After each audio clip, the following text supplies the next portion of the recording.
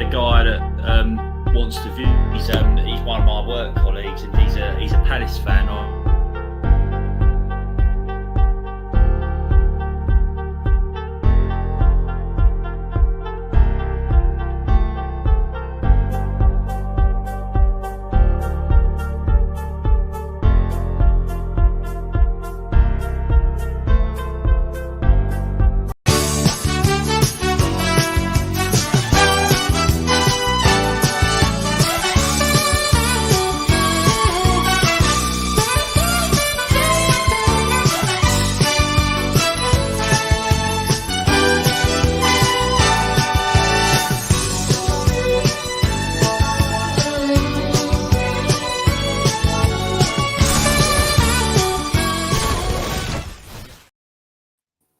Cool. It's a while since I last heard that song.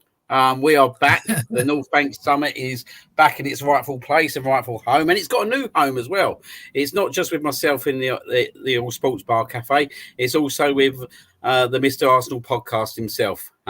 So, firstly, obviously, I'm going to say warm welcomes to Ryan. How you doing, mate? Yeah, really, really good. Got some good news today, obviously, from the Arsenal perspective. So, yeah, all good. Yep, I'm sure we're gonna have a bit of a chat about Arsenal later, as amongst all the other teams. But yeah, some very positive news. I'm going to say a very good evening to Mark. How you doing? How's your week been, mate? Yeah, all good, all good. Glad to be on. Yourselves?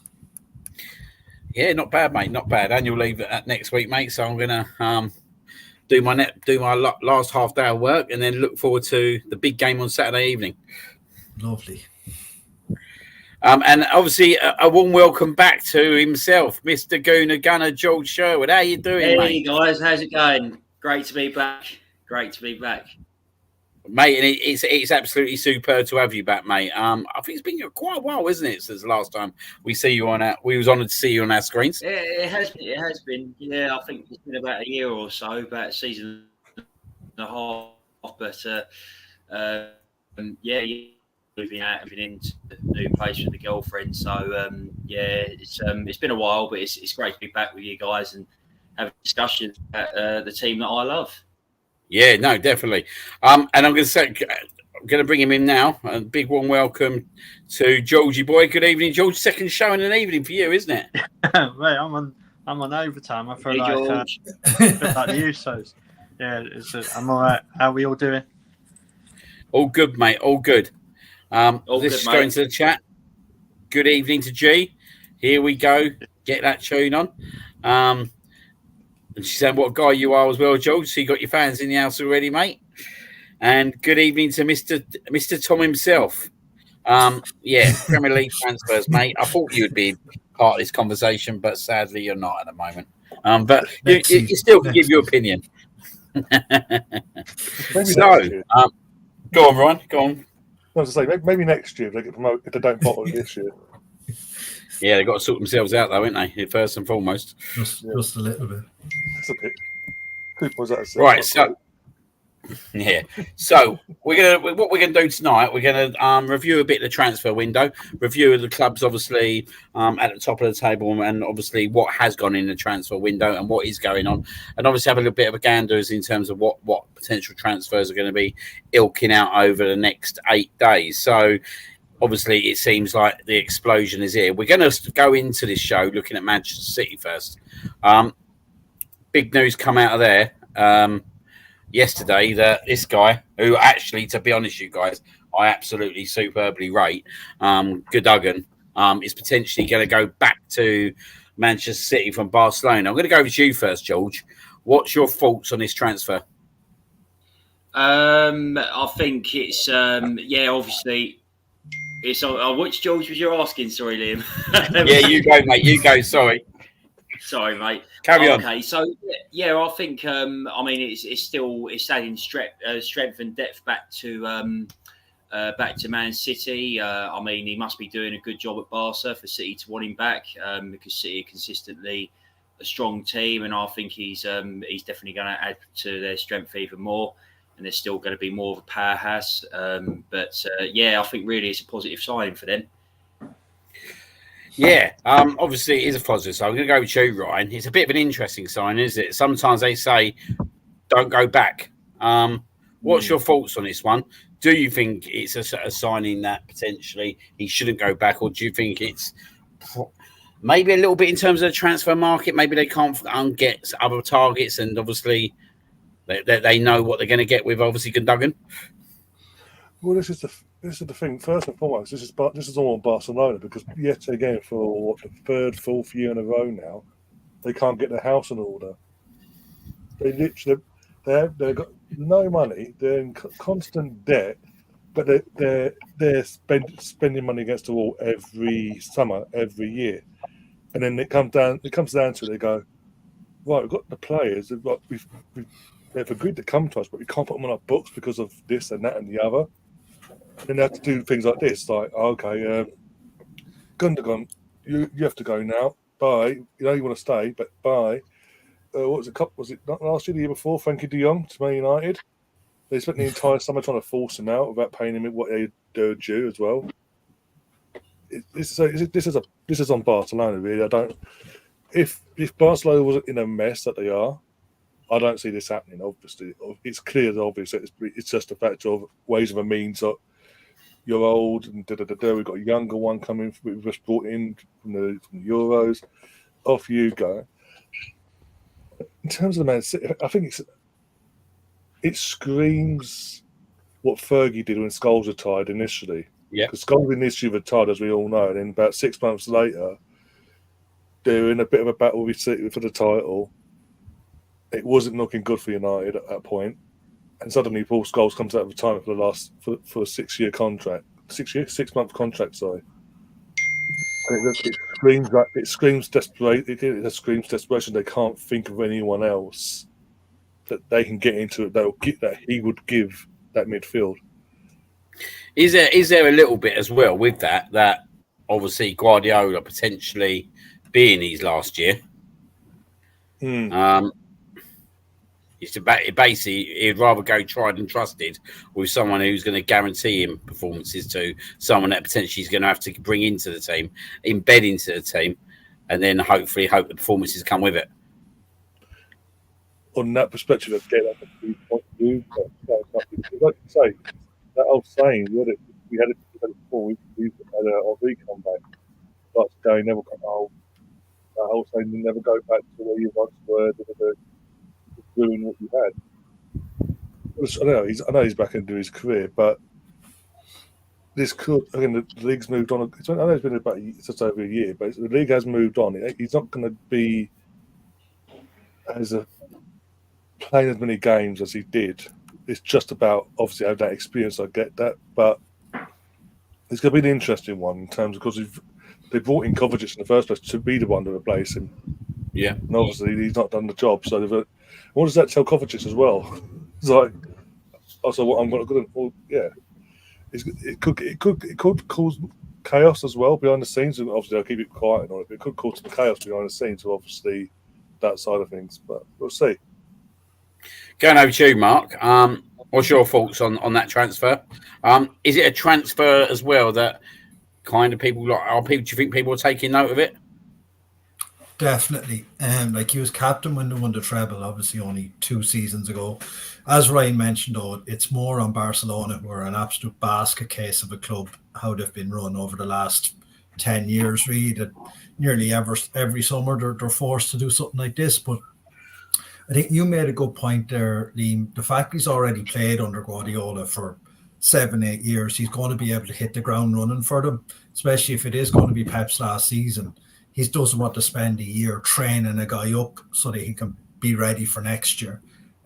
We see with a lot of his signings, it kind of takes them 6 to 8 months to actually get up to speed with what Pep wants from them. He won't have any of that with Gundogan. He'll just straight in and be able to hit the ground running. So I do think it's a signing people have taken notice of. And yeah, it's a good signing for City. It doesn't weaken them anyways. Let's put it that way. No, it certainly don't weaken them. That's for sure. Going over to you, Georgie boy, on it. obviously Nagagana, good point, to be honest. I actually agree with him. Says Kovacic is not exactly a Pep type of player, and I have to agree with that. And to be honest, I think Kovacic has always been, since he's been there, he's a squad player. Do you see that being still the case, and Gundogan taking a position in the first 11? Yeah, probably, to be fair, like you say, Kovacic ain't really a Pep player. He's just been playing a bit more, I think, because of like injuries and players not going to the level that you got. I think they still got Matthias Nunez as well. He hasn't probably gone to the level that they thought, but he ain't really been given a chance either. But with Gundogan, like they know what they're going to get with him. Yeah. I agree with like what people are saying about Barcelona. It's not a new story, is it? But they just want to sign Dani Olmo. That's the only reason, because they can't sign anyone until they get rid of players. So that's like, I think that's what sometimes people are forgetting as well. Like, because how bad they run. Like, I don't know, they must have links to like Chelsea, because they both run like that.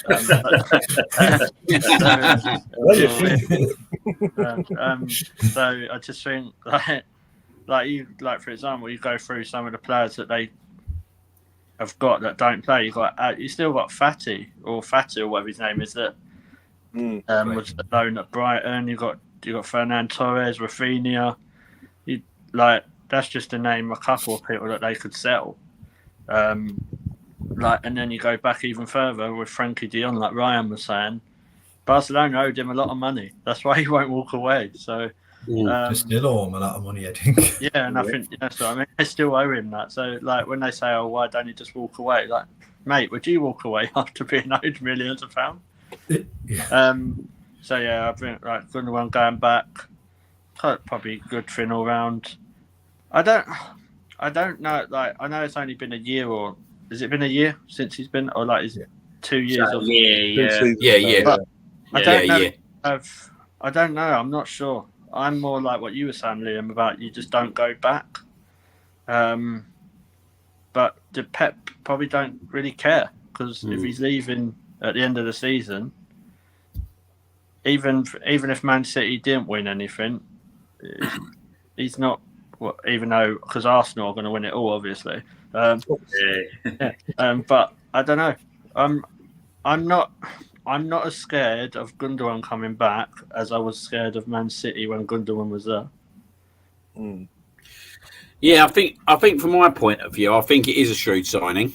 I think in terms of the year, like if we're sitting there saying Guardiola is going to go next year, I think that putting Gundogan back into that team is a much less risk than obviously buying someone for 80 to 100 million and trying to embed them into the team. No, I agree with that. Yeah, Gundogan knows Guardiola inside out. Guardiola knows Gundogan inside out. He's a player, isn't he? He's like a fine wine. He just gets better with age. And I do think it's a really good signing. Do I think it's going to potentially be a game changer? I think it's time's too early to tell, but I think that obviously we know Man City are going to run close again this year. Obviously they've got to be everyone's favourites because they've won it for the last 4 years. But yeah, I think only time will tell in terms of like what impact he has on that team moving forwards. I think as well is what I don't know if people realise or look at it that much. I try not to look at Man City that much because they annoy me. But obviously they've sold Alvarez. I think that's gone through. Then he was Oscar Bob broke his leg, so he's going to be out for most of the season, or for a big chunk of it. Then Jack Grealish is in and out. I don't think Pep fancies him at all. So going forward or attacking wise players, they haven't really got that many options. They've got Haaland and Doku and Bernardo Silva. They're linked with Kyogo. I think definitely in a striking situation. They're linked with Kyogo from Celtic. So whether that happens on that, we'll see. But they are linked with him. I mean, so do you know what I mean? Like, so, like with Gundogan, he kind of, like you said, Liam, he fits the bill. They ain't got to really pay probably that much for him. He's played there before, so yeah. It's So it's a it's definitely a good signing. I'm not saying it's going to be awful and that. Like, I hope he comes back and he's rubbish. Like, That'll be all, mate. yeah, but I just think people are forgetting as well. Like, you add Gundogan to the poor players they have, like with Bernardo, Haaland, Doku, Grealish. It looks a lot more stronger than without him.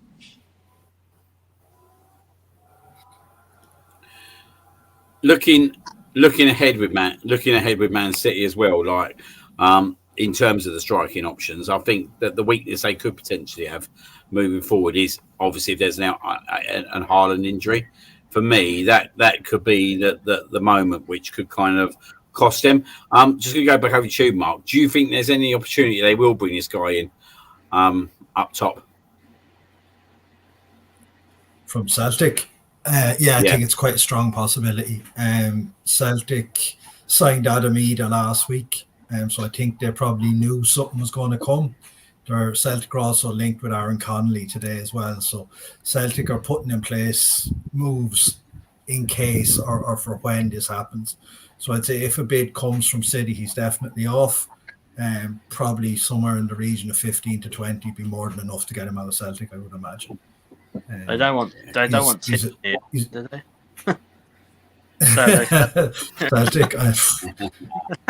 You it wouldn't be a bad thing, You'd would like it? to think so. Just obviously some of the messages in the chat. Gab's in the chat. Stay in, mate. We're going to be talking about Chelsea very soon. Have we got good to see you on. Pardon? Have we got that long? Yeah, I've got work in the morning, Lee. We ain't getting that far in depth, mate. I can tell you that much. Russ Morgan. They spend an hour just on the 10 goalkeepers. Madness. Russ Morgan put it this way: Gundogan signing for City hardly hinders them. BX Gunner seems to think it's going to be a very good signing as well for themselves. And obviously, good to see Ian in the house. How you doing, mate? And P Bassey said City to fold this year once the charges catch up. That would be nice to see, wouldn't it, guys? I'm sure we'd all agree on that one. I just hope they get some legal action taken against them, because I just think they're ruining the Premier League. They're ruining football as a whole. It's just like how long they're going on doing what they're doing without being punished, and the likes of Everton and Forest getting penalised. It just seems like one rule for one and one rule for everyone else, really. Yeah. There's definitely a lot of debate on that one. We could talk all night on that one, couldn't we? Yeah. Good to see Sparks in the house. He's saying he would have taken him. Good to see Joe in the house. A big shout out to you. A big shout out to you as well, mate. Good to see Stefan in the house as well. He's saying, better not show that one before the watershed. But there's a few poo emojis. That's right, Liam. I didn't see it. It's fine. We're going to go into our next team, and I ain't got a picture to show you. And the reason I ain't got a picture to show you is because I ain't signed no one. Liverpool Football Club. This is a very strange situation, in my opinion, that you've got a new manager who's come in the door after Jurgen Klopp. And at present, they haven't brought anyone through the door. I'm going to go over to you first on this, Ryan. What's your thoughts in terms of Liverpool this season? Because obviously they come up short last season, didn't they? And surely if they don't strengthen their squad, they'll come up short again this season. If they don't sign anyone, it's going to be a very long season for them. Because this is a transition. I'm not Liverpool fans. This is a transitional season because, you've had the Klopp and you still got that squad, but this is a new manager wanting to input his style of play, his tactics into this team. He probably wanted his own players. He probably thought he would have got a couple, 2 or 3 players in and some just to younger, freshen up a bit. That'd be easier to implement his style and get things going. Because most of these players, despite their squad, has got 1 year left on their contract. Yeah, and they're not exactly committed. Van Dijk, since the second Cott announced he was leaving back end of last season, doing multiple interviews where he contradicts himself. One minute he's saying I might go, I don't know, I'm not sure. It depends who they get in. Then because of the controversy that brought, he's like, no, I'm staying. And now he's like a couple of weeks ago when they didn't get what's his name? Zubimendi. Yeah. He's like, this is concerning, guys. This is concerning. We ain't got no one. And literally, what on the Thursday, 8 days away from the window closing. If anyone they get now is going to look like a panic buy. And we've been as a fan base, we've been there with Arsenal back throughout the years. Last day of the window, we worked Saka, Andre Santos, and all, and Ben Ayoun and all that. And because it was last day, and because of what happened the day before against United, it looked panicky, and it was. Let's be honest, most of them were buying Mertesacker probably. I don't know, but just because Everton didn't work out. This could be a long season for them. If they don't sign no one, I don't see them getting European football at all. This could be a very long season. This is not. You would have thought, with the effort they've made since Klopp announced he's leaving, in terms of bringing other old members of staff back into the fold, into the setup, and then getting Arne Slot in, they would have backed him and got at least 2 or 3 players in. At least 2 or 3. What chances has this guy got? Seriously, what chances has he got? Yes, he's inheriting a very good squad of players. There's an aging squad. And he's just one of the most promising players we've got in this country, in Carvalho. He's had to send him to Brentford. Well, he ain't got a chance. It's like he's been deliberately set up to fail. And I thought about this before when they announced these people getting rehired coming back after Klopp leaves, after Klopp announced he's leaving. Was there a reason why? Was the reason why they were forced out in the first place because Klopp saw they weren't good enough for what he wanted and how he needed the club to push forward? Because it's a bit random that the second he announces he's going, the people that are coming back are the ones that he forced out in the first place. And then since he's now gone, they're not exactly doing their jobs, are they? No, it could be a very, very long season. I keep saying it, but it could be. Yeah, it's an interesting one, isn't it? Because they started off really well last year, and then they got to February, and they lost all their players, but they looked like they didn't lose no momentum whatsoever. And then the players started to come back, and then the problems started to kick in, which was a strange one. And obviously, as Catherine's saying, and good evening, Catherine. Obviously, with the Salah situation last year, you got to think at some point he is going to lead the club. I think that if it was going to happen, it would have happened already this summer. I think he'll play out the season, but their best player, like you said, in America, Carvalho, gets sold to Brentford, which kind of then not totally, obviously, I totally weakens him because he weren't in the first team last year, but he was performing to a level where he was moving up towards that first team place. So he goes, and you sit there and just think, with a new manager in town as well, I just find it very, very strange that they haven't made any signings yet. But maybe it might be this whole domino effect in terms of what's going to happen in the last week. Are they being held back by other situations? I think only time will tell. Just thought of it as well. Just a reference: when Ferguson retired back in 2013, 14, whatever it was, Moyes came in, and you remember rightly, there's similar issues, and so they got players in the end, up for Fellaini in the end. It's last day, They did struggle to get set. They wanted Cesc, struggled to get that dealt with. He ended up staying put. And even Leighton Baines, they struggled to get players like Leighton Baines over the line. So look how that season ended up for him. Was it 7th he ended up? Yeah, Moyes was gone by Easter, so yeah. I think with Liverpool as well, you've got to think like you were saying, Ryan, like Salah, Trent, and Van Dijk are just 3 that have only got 1 year left. Say they all decide to leave, that's the big chunk that you've ripped out of that team, and then they've just sold another defender to Brentford today, I think, like Van der Berg or something. Yeah, 20 mil.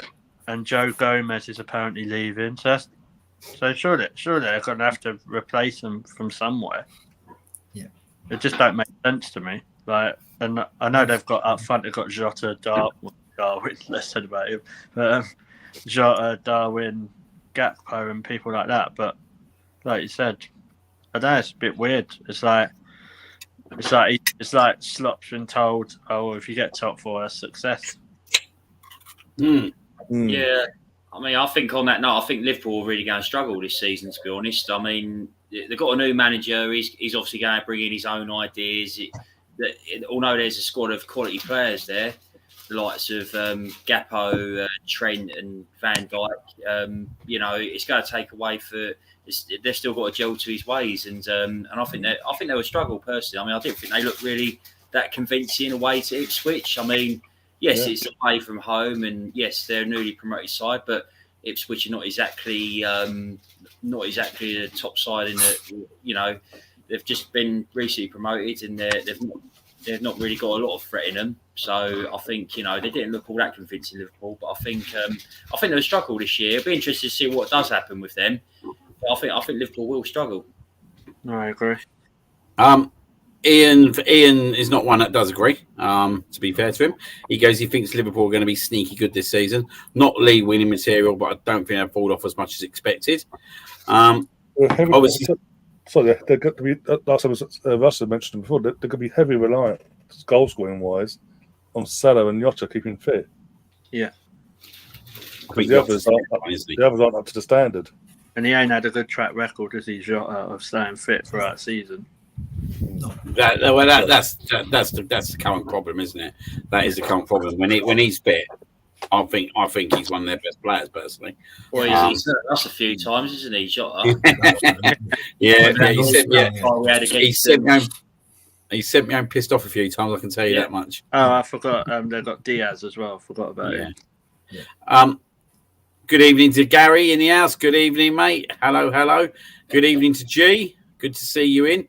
All the legends in tonight. All good to see. Even the Russ Morgan haters. Sorry, Ivan Toney haters. Not the Russ Morgan haters, you're loved, mate. But you are an over Ivan Toney hater. And don't worry, mate. We have got Ivan Toney coming up later, especially for you. Jason Donovan. Jason Donovan stole that a bit as well. Are you going to sing like Jason Donovan do? Absolutely not, mate. No. Get me a Kylie beside me, then I might do it. Get Kylie beside me. Get Kylie on the side. So that's pretty much, in a nutshell, Liverpool Football Club at the moment. So we're waiting for them to kind of do some news. One of the big stories that is starting to obviously hit our tabloids and our nudes and social media is this guy, and we're going to go into Chelsea Football Club now, but I don't want to concentrate on Chelsea Football Club just yet. I want to concentrate on just Raheem Sterling himself. I knew you was going to do this.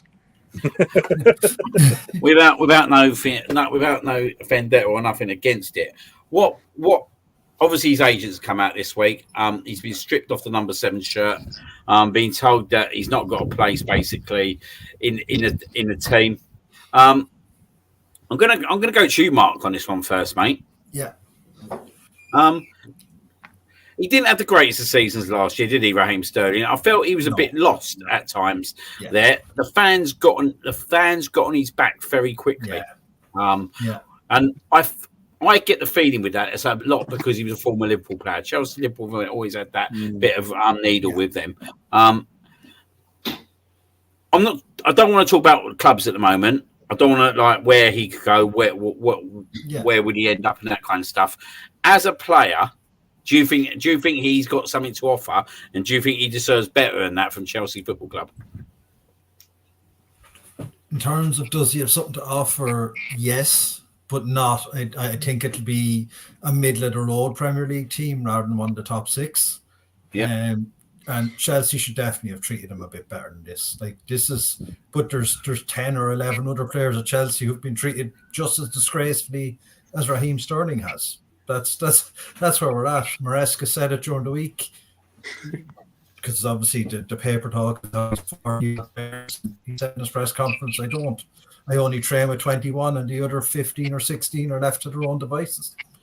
Very, very odd. It's a very, very odd situation at Chelsea. I think we all know that. It's kind of hard to figure out what their plan is. It seems very scattergun.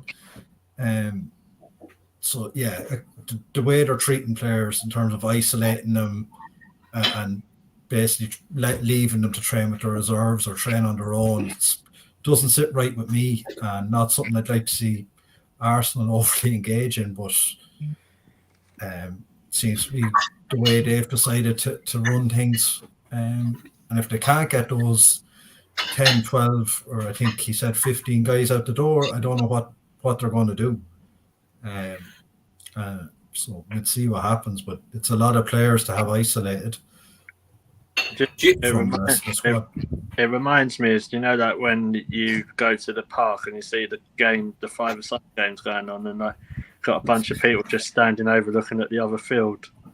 The Chelsea players that have been left behind are like. Just gonna go over to you, George. George Sherwood on this one before I go to George. Georgie. With Raheem Sterling looking like he's out the door, do we think he stays in England in the Premier League, or do you think that potentially now is a time where he might decide to go abroad? I think, if Chelsea continue to treat him the way they've been treating him, I can't see why he will stay in the Premier League, really. I mean, he's played at City, he's played at Liverpool. The thing is, if he's not getting a lot of game time, who's going to want to sign him in the Premier League? And I just feel, I don't think it's right how they are treating him, because he is a good player. We've seen the quality he's got over the years, and it's a shame that he's being treated like this by Chelsea. And I think he did, like Mark was saying, he deserves better treatment in that. And I think he'll end up going abroad for sure if he's not getting game time at Chelsea. Yeah, I think it's interesting. I'm going to you, Georgie. I know obviously your views about Arsenal. I'm not going to bring that in because I know you don't think But what Premier League clubs could you see going in for him? Would someone like Newcastle take a punt? Yeah, first of all, I think he can still offer something. I just don't think at the top level, regularly, week in, week out. So I would probably say something like Newcastle. Like, if they hadn't have bought the players in that position, I don't think West Ham could have turned their nose up at him. He was going to say someone like that, or I think if you're trying to look at a top 6, well, I don't know, the top 6, top 7 team, the only team I could have seen do it is, like you say, your Newcastle, your West Hams.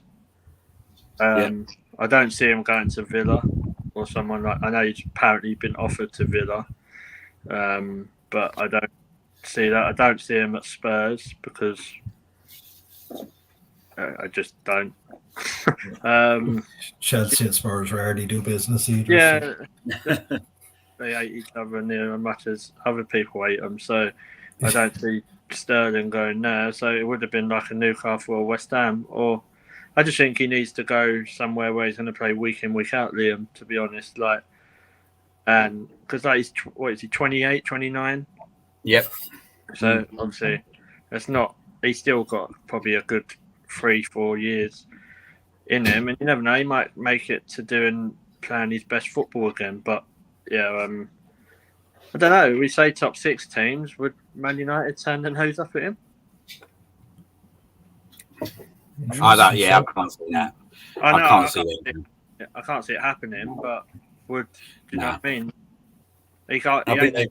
He's no worse than Marcus Rashford, is he? I can see potentially. I totally agree. I think potentially, like the clubs that you could go in for him would be, but wages permitting as well. And you'd expect that Chelsea has to pay probably a substantial amount of his wages if he went out on loan. West Ham, Newcastle, like you said, I think you're probably 2 standout teams. But I actually think maybe it is potentially time for him to go abroad. Do you know what I mean? I totally agree what was said. Like, he's won most things in the Premier League. He's not going to go to a team now and they're really going to win anything, are they? So it all depends whether he's a homeboy and just wants to stay in England, or whether he wants to obviously venture out and try a new league and all that kind of stuff. I think it's a very interesting situation. But moving ahead, and I'm going to go to you, Ryan, on this one, a little bit more into Chelsea now. Mm-hmm. Yeah. Like, I look at their transfers, and this is no disrespect, by the way, but I look at their transfers and I say, like Dewsbury Hall, he coming from less than 30 million. Is he really an upgrade on Conor Gallagher? Not for me. I just don't. I like not that I overly rate Conor Gallagher. I think he's a good player, but that's probably where it leads. Tosin was on Fulham on a free. Do I see it? Like, I'm not sure about that one. Pedro Neto is a good player, but let's be honest, he'll probably spend more time in on the injury table than he will on the pitch. That's a big 54 million spent. And then the one that really just said to me that. And I don't want to sound harsh what I'm saying here, yeah, right? But I look at a club and I judge them in terms of what they're doing, in terms of moving forwards. And when you start going back for a player that you had two seasons ago, who, let's be honest, didn't cut up any trees in the Premier League, in Felix, he's now back at the club. He got sent off on his debut, didn't he? Yeah. Like when he was he was on a loan in, I think, like January or something, and he missed like a quarter of the games he was meant to be there for. Exactly. So with that though, weren't they? With that, sorry, I'm going to obviously back to you, Ryan. Have Chelsea improved their squad? No, simple. No, not really. They lost. Let's put it this way: back in the end of last season, we know Thiago Silva was going. That's the experienced head. The most experienced player in their squad, gone, retired, whatever. I don't know if he's retired. I think he's gone back to Brazil, but he's gone. You cannot tell me going to Fulham, your next door neighbours, and taking their centre back for free is replacing him. No. That cannot be the case. If you're a top club, if you're working as a top club, that shouldn't be the case. Obviously, you mentioned the Sterling situation now. That's been treated. I've seen today on Sky Sports News. They're still advertising Sunday's game with Raheem Sterling as the face of it. That's how mental it is. The currently 0-0. I think what was it? Gav in the chat saying they're 0-0 against fucking some team I've never even heard of in the conference. Yeah, qualifying. This is qualifying. I thought it was an aftershave. Yeah, probably. So yeah, I don't know. But let's go back to the squad. No, not really. I mean, as you say, João Felix, when he was here before, as you mentioned, he got sent off on his debut. And with that, because it was a straight red as well, even though he missed 3 games on the trot, then he took a knock. He scored like 4 goals in that time as well, in about 11 plus games, whatever it was. He didn't exactly pull up trees. He got no assists. I mean, Potts came along and went, no, not for me. And suddenly Enzo Maresca is gone, yeah, he's the one for me. Yeah. Enzo Maresca, by the way, I might as well say it, treats Sterling and Ben Chilwell the way he's treating them. But another player who's been in the limelight for the wrong reasons this summer with his national team. He's in the captaincy. He's a club captain. He's made him club captain. Make it make sense. It's a complete and utter. Yeah. It makes our bad hero look good. That's how mental it is. Yeah. No, but in general, their squad. No, the signing they've made does not improve them whatsoever. And I think again, like Liverpool, there's going to be a long season. But everyone's going, because of this and that. Surely they because they just about got over the line and got European got the European football for European League, didn't they? But then got knocked down because of the FA Cup and all that. Yeah. But because of that, people need to realise the only reason they pushed up the league in the end was because the teams they overtook last season were shockingly awful. Man United was one of them. Yeah. And Man United, I think Man United signings are actually more improvement to their squad and actually could have pushed them on a bit more this season than it's what Chelsea have done. And I do think Chelsea will, if they're lucky, they might get Conference League football again, Conference League spot next season. But if they're lucky, I don't see them getting any higher than that. It's the goal. People need to remember in terms of Enzo as well, in terms of the managers, because it's his first season in the Premier League as well. Last season in the Championship, prior to that, he had another job where he lasted 6 months prior to being Pep's number 2. And he got sacked. I think it was in Shakhtar or in Ukraine. I can't remember exactly where, but it wasn't the hardest league in the world, basically, put it that way. He was one of the best teams in that country as well. And last season, Leicester City, they started off with like ball raging all over the place and they stormed it. But the second half of the season, they fed off and they only got the automatic spot in the end because Ipswich and Leeds couldn't capitalise and finish their own dinner at the same time. And Leicester fans themselves turned on Enzo because of it, and they didn't like the style of play, this, that, and the other, and just everything. All his tactics got exposed early on, too early. So I think that's another reason why I think it's going to be another long season for them. They're all getting all excited. Oh, João Felix is back. João Felix is back. Let's all get a sock out. let's get our socks out and all that. Respectively, it's not going to work. It's going to be an absolute mitigating disaster. João Felix, for me, screams. He's make a big signing, big name wise, keep the fans happy. That's what it screams to me. It's an absolute disaster waiting to happen. Well, the interesting thing is as well, and I'm going to bring up another name here, right? Obviously, this guy, massive talk around him in terms of what's going to happen with him next. Obviously, he's been linked to them quite massively as well, hasn't he? But are we saying now they brought Felix in? Do we still think they'll go for someone like Osimhen? Would Osimhen really go to Chelsea? A Conference League team at the moment? No disrespect to Chelsea, but this guy should be playing in the Champions League if he thinks he's that player. If he's ambitious in any way, capacity-wise, yes, he wants to play in the Premier League. If he's ambitious and wants to win the Premier League in his lifetime before he has kids of his own, grandkids and all that, he won't go to Chelsea because he needs to look at Chelsea. He needs to look back at Chelsea in the last 3 years since his ownership will come in and see what's happening with the club. The only reason he goes to Chelsea is for the lifetime contract, basically, and the money that comes with it. Going over to you, George. Yeah. Sorry, go on. I was going to just say, like, I forgot earlier that Lukaku's still there. Yeah. Well, this is the thing, though, isn't it? This is the thing. Like, I no disrespect, but I actually think, like, they could have done with Lukaku over the last 2 seasons. Yeah, he might not get him 20 goals, but do you know what? Yeah, right. He would have produced a lot more in terms of performances, in terms of contributing to the team than what they've had. And I was at the era. Look, I just can't believe. I'm going to be totally honest with you guys. 2022 was it? 2021, 2022 season. I went to Arsenal Chelsea, the first game of the season. We lost 2-0.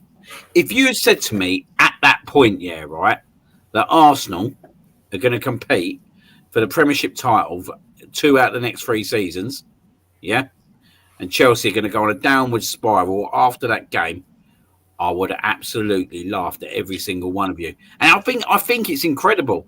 I actually think it's quite incredible that we're only we're 2024 now, so we're talking about 3 years ago, and we're talking about what has happened at Chelsea Football Club. It's a Kazi. It's like a clown's running the club. Todd Bowley, I've said it for 2 seasons now, has got no Scooby how to run a football club and manage a football club, and he is the sole reason why they're in the situation that they're in. You look at Kai Havertz, the way he come to Arsenal, the bloke was on the floor. Yeah, this is the same Kai Havertz now. This is the same Kai Havertz now that is now scoring goals for I wouldn't say scoring goals for fun, because there's a lot he could do in terms of, and he's going to be more prolific, but his goal scoring record's actually pretty decent when you start looking at his last 15 games. Yeah, when you drill into it, And it's about in its structure at the club. And when you're a player and you're sitting at Chelsea Football Club, firstly, you can't be assured. You might be sitting in the team now, but you can't be assured next season, at the start of the season, a new manager's going to come in and strip you off your shirt. Why, in my opinion, I'm going to go to you on this one, Mark. Why would a guy at this level, at his age, move to Chelsea Football Club right now? It's only one reason, isn't it? The money and I don't think it's any player assigned for Chelsea. I think it's players' agents are getting players to sign for Chelsea. Because any player who's making his own decision will look at what's gone on there, look at the treatment of the 10 or 12 players that, as I said, have been isolated, and go, if I'm not favoured a month for the next manager, am I going to be out training with the kids? So no player will go to Chelsea, as they're barely in the Conference League, so you're not going there to play at the top level of European football. They're a million miles away from winning a Premier League. they change managers every season at the moment. So there's absolutely zero stability at the club. So I don't see why anyone would sign for Chelsea, bar the obvious reason, which is the money. And again, that comes back to, I'd say, their agent is pushing through a lot of those deals. And the players themselves, because obviously it's a nice kickback for the agent if he can guarantee a player a 7-8 year contract on 100+ grand a week. Agent's happy out, So I think there's a large amount of agent influence getting these deals done for Chelsea rather than any player thinking, yeah, that's the right move for me. Is Osimhen a player that would interest you? Yeah, definitely. He's a very good player. And look, I haven't seen a lot of him. I haven't seen a lot of Serie A over the last couple of years, but I know he was absolutely pivotal to Napoli winning the title, not last season, the season before last. So, look, he's a big guy, would improve us definitely. But again, you're going to be talking silly money for him. But I know the price has come down in the last few days because Napoli are more or less desperate to get him out the door because they can't afford his wages. So, certainly something worth exploring if a deal can be done there or not. Just a quick round robin. Georgie, is Osimhen a player that interests you? Yeah, but I don't think we'll get him because I think he'll go PSG. George? Yeah, I think he interests me. I think he has the attacking firepower we need up front that we lack in some areas. He would interest me, but I think, like Georgie said, he'd probably go someone like PSG or something, most likely. Ryan? I'd take him. And he would be, with all due respect to Eddie, an improvement on Eddie. It'd be that massive upgrade on Eddie. We know Eddie will play out. It'd be a huge upgrade. I know George's forcing Eddie. We'll get onto that later, but yeah.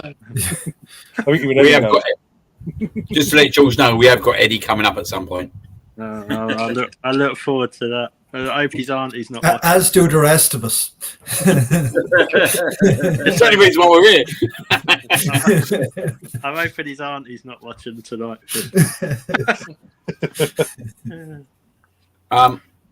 The next player that we're going to talk about, I hope Mr. Morgan's in the house as it goes at this point of time. Still, the main man himself, Ivan Toney. Now, this one baffles me as well, guys, and I'm going to be totally honest with you why. Ivan Toney, obviously, was playing for Brentford. I think if he hadn't got caught up in all that betting scandal, I think he would have moved last summer. I think he'd have got a big move. He gets caught up in the betting scandal. He gets basically suspended for a substantial amount of time.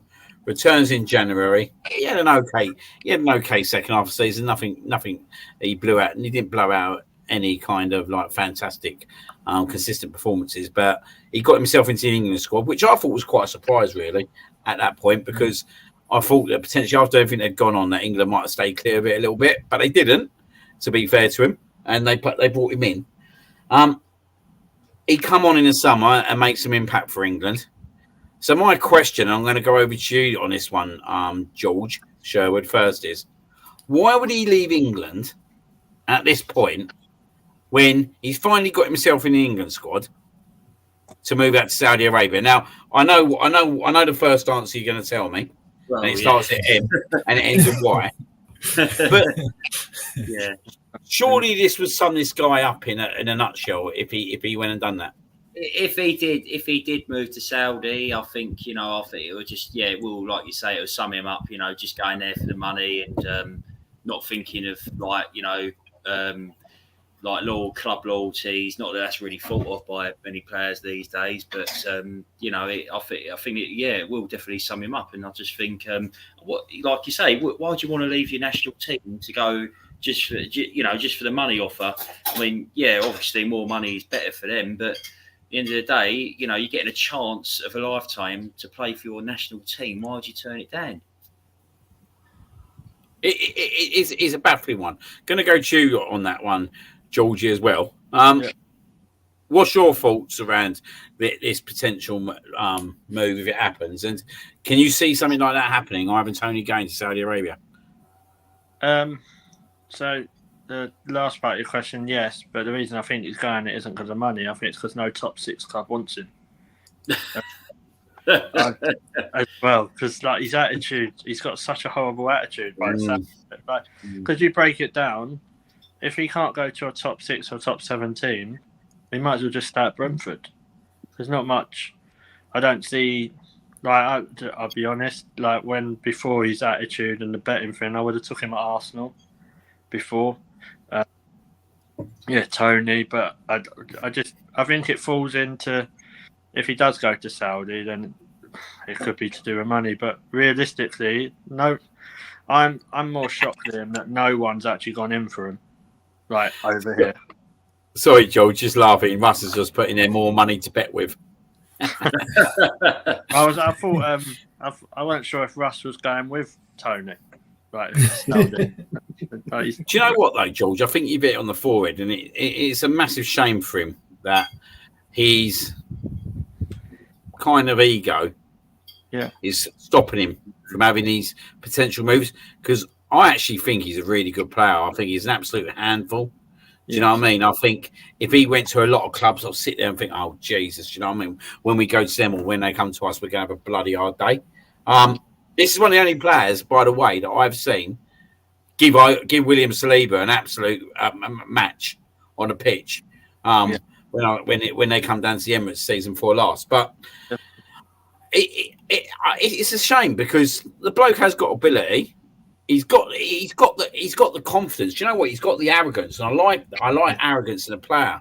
Like when you're a striker and you want to be one of the best, you need that. Thierry Henry was the king of it. Do you know what I mean? Like people hated him because he was just so arrogant. But you know what? I want my striker to be arrogant. Like I want my striker to be really confident. But the problem with this guy is it's not just on the pitch, is it? It's off the pitch. Yeah. And there has been rumours that apparently he did meet Mikel Arteta. I'm not sure how true that is. It's all alleged. And apparently it totally went. Apparently it was an absolute shit show. It didn't go well whatsoever. So I do think it's a massive shame. Yeah. If he didn't have the issues he had, is he a kind of player, Mark, that you would go for? Yeah. All things being equal, as you said, he's an absolute handful. He's 6'2", 6'3", not slow. He's a good finisher. Slow right as a striker, but as you said, there's issues in the background, and if that meeting with Arteta is true, Arsenal will never touch him with a barge pole. If that actually is correct, that he has met Arteta and it didn't go well at all, Arsenal aren't going near him. So, but as I said, he does tick a lot of boxes, but there are obviously other issues at play that can't be overlooked. And just a quick one on you, Ryan, on this one. Would you have taken him if he didn't have all the baggage behind him? It's the main thing for me is how he conducts himself off the pitch in terms of the attitude, not the betting side, because obviously if it's an addiction, he needs help and all that. Fair enough. But it's the attitude and how he conducts himself and puts himself about. It's not the Arsenal way, so to say, in terms of how he puts himself. I mean, we've seen this since Brentford come up. He's been very dismissive of Brentford. The club that stood by him, kept hold of him, gave him minutes, gave him game time, and even literally through his illness and the ban and all that, stuck by him and continued to pay him a wage. And they're not exactly breaking their neck to get rid of him, even this summer. So I don't really want to let him go. It's just that he wants on a new contract, and I think he's in the last year now of his contract. Yep. But that aside, how he behaves off the pitch, that aside, I would take him. But because something you haven't mentioned, he's a good penalty taker as well. I don't know if Russ knows that. He's a great penalty taker. For sure. I'll tell you another thing though, right? And it didn't surprise me, and I'll go back to it, and I've said it to you quite a few times, Ryan, in the Euros, was just that comment that Southgate come out with him about when he brought him on, that he was well pissed off of him. I don't think he got protected by that whatsoever. And maybe clubs and managers would have seen that and thought, do you know what?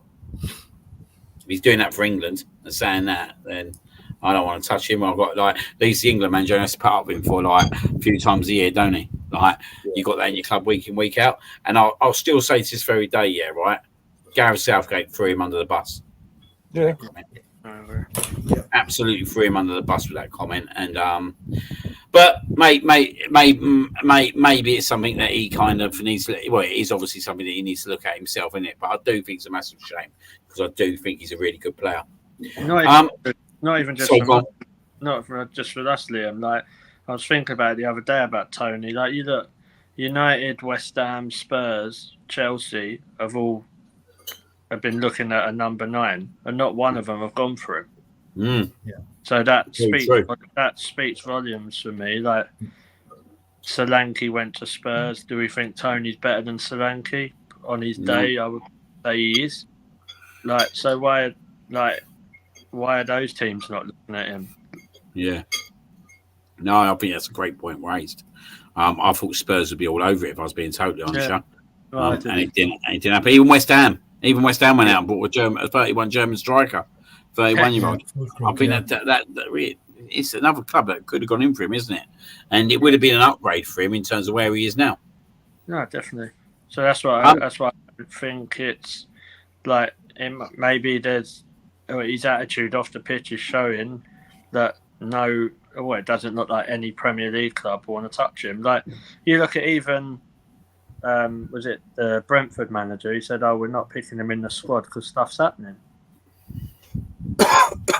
Yeah, and that's the club he plays for, like now. So, just if that's only because of talks, like how many players we've seen that they've been linked with other clubs and they're still putting a performance in. So I just wonder as Tony threw his toys out the pram again, because didn't he do a video or something about Brentford ages ago, like when he was on holiday? He's done a lot of things, hasn't he? Yeah, he did a video, didn't he? Yeah, he did. He did a disrespectful video. So, no. I think that's your answer.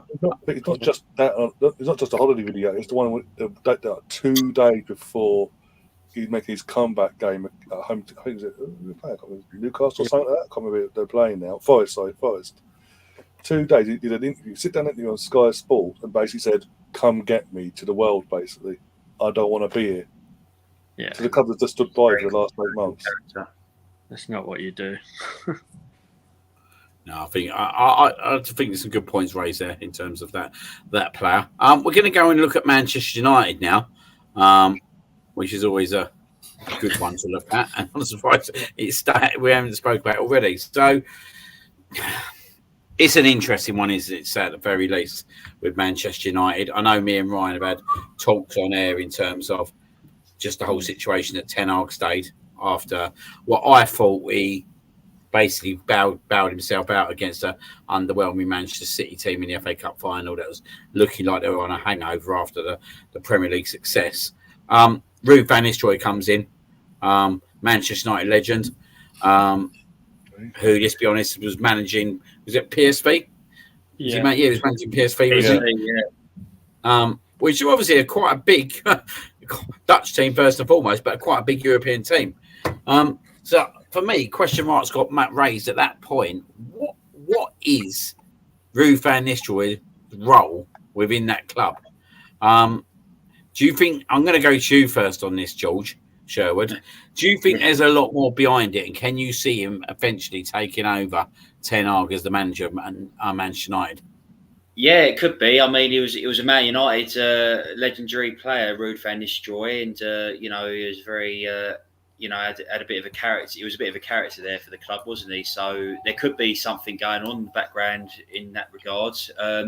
Ten Hag is a bit of a hit and miss manager, really. I mean, yes, they did have a great season, but they ended up beating Man City in the FA Cup final and finishing off with an FA Cup. So.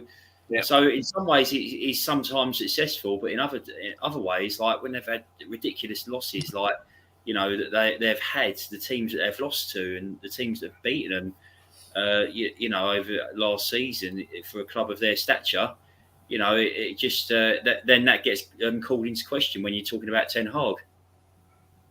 Yeah, I do think that like I've said before personally that I think a lot of the problems that stem in Manchester United obviously is around the club structure, but I don't think Ten Hag as a manager helps that camp at times.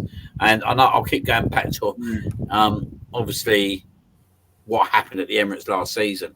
And when you're a positive manager, you don't look. But when you've got a manager 6 months on in April sitting there going, well, if that decision didn't get made back in the Emirates back on last September, that rubs off on the team, don't it? That rubs off on the team. Yeah. It just seems like they're all on a sinking ship, really, and it's just like the whole dressing room there. It just seems like absolute chaos. Like, I think it's been quite a bit of, since Ferguson left the club. Really, it's been a problem for Man United. Much to our amusement, of course, because they're one of our big rivals. But for a club like them, the globally recognised club, they still can't find nothing that's working for them in certain ways. It does ring a lot of alarm bells for them. Just going to go over to you, Mark. De Ligt obviously signed from Bayern Munich for 42.7 million, which looks an incredible signing on paper. But didn't Varane look exactly the same when he moved from Real Madrid to Manchester United? Do we think there's much difference in terms of that signing to this signing? He's probably a couple of years younger than Varane was when Varane signed, but other than that, there's not a whole pile of difference. Varane spent a lot of time out injured, but which was obviously unfortunate for United. But I don't think De Ligt has a brilliant injury record either, so it could be one of those. If he misses a lot of time, then it's going to be another one where they're going to go, oh no, more money wasted on a player who can't get on the pitch. So, I don't know who he takes out of the team as well to pick De Ligt. Probably Maguire, because he tried to sell him last season, but Maguire actually has probably been one of his better performers the last couple of seasons when he has picked him. So, it's a tricky one for Ten Hag. But obviously he's worked with De Ligt before, so he's going to give him every opportunity to force his way into the team, I would imagine. Yeah, and obviously they brought the other centre back, Euro. He unfortunately got injured against us in pre-season, so he's obviously ruled out for a while. But obviously the one that kind of BX Gunners just kind of mentioned, Josh Zirkzee, who's obviously signed from Bologna for 36.5 million. Ruud van Nistelrooy obviously will spend quite a bit of time on him on the changing field. I'm more than sure of that. Yeah. Totally agree with you, mate. Going over to George, do you think that in terms of the Man United striking situation, do you think he's a good alternative? I actually think Højbjerg is an absolute superb player, and I actually rate him quite highly. But I just don't think he's had the team around him over the last 12 months, and he's had injuries as well. It's an interesting one, isn't it? Because Zirkzee comes in, but he's not really number one, is he, at the moment? No, he's not. He's not. He's not. I don't really. His stats are not really doing him nothing. Game time wise, like you say, I think Højbjerg's is a good player. So it's kind of a bit of a dilemma for them, really, is in terms of what they go with. I mean, Anthony is a good player as well, for both for. Man United and Brazil, but it's just like what on earth? What on earth's going on with them? What? How are they going to move forward in making a decision on that? It's an interesting one, isn't it? Going to go to Georgie on that as well, because they're both very young. So it's good. Don't get me wrong, it's good to have that kind of competition. But who do you see as the number one Manchester United striker? At the moment, I'd probably say Højlund, but I think it will be Joshua Zirkzee. I think he's decent. I wouldn't have turned my nose up if Arsenal had gone for him. As a young striker. I think he's all right. Like you say, Van Nistelrooy is going to probably be working with the strikers. I don't know. I wouldn't expect amazing stuff from Joshua Zirkzee yet, but like you say, he's only 21, 22, so he's gonna. I think they've got their centre forwards kind of for the next few years. Just going back to De Ligt as well. he did get dropped for Eric Dyer, guys. So just remember that. I mean it. Fair enough point. Yeah. So yeah.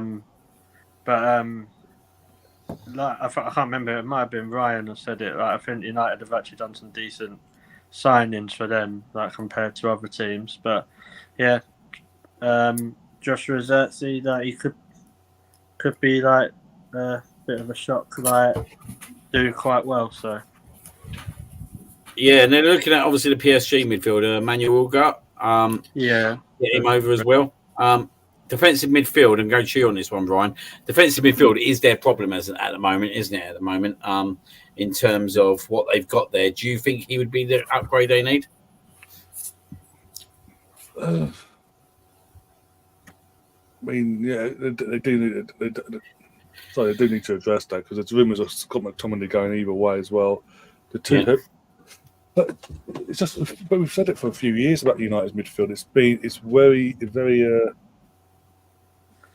easy to walk through. Basically, it's not exactly hard. Not hard to get through. Even with Casemiro at his best, was it hard for us even to get results and just push through and win our battles in midfield? This is a 5-time Champions League winner, but this is the thing with United. They buy these players like Casemiro, like Varane, at the back end of their careers when they're on the verge of retiring. And they're coming from a league that's very suited to them because of their age, to a league that's very fast-paced, demanding, and physically and mentally demanding compared to La Liga, with all due respect. And yeah, I mean, the fact that he's still on the books, that's the one area they do really need to address a bit more, if I'm being honest. But other than that, that and the goalkeeping side of things. But we'll get into the goalkeeping another day. That's a whole other show. The goalkeeping situation there, Jesus. But yeah, I think the midfield is the one area I thought they would have addressed more because of the situation of obviously. McTominay doesn't scream a Ten Hag player. You've got Casemiro, who's basically in the back end of his on the verge of retiring, and back end of he's not offering nothing really for the last 2 seasons. And he's getting a lot of injuries all of a sudden. But it's up down to them. If they don't do that, they'll fight for top 4. They won't be in a title challenge. Put it that way. They won't push on. no. I was just about to say, because Ian's obviously asked the question. I was going to go back to it. I think they will get top 4 this year. Personal opinion. Yeah. Anyone disagree with that?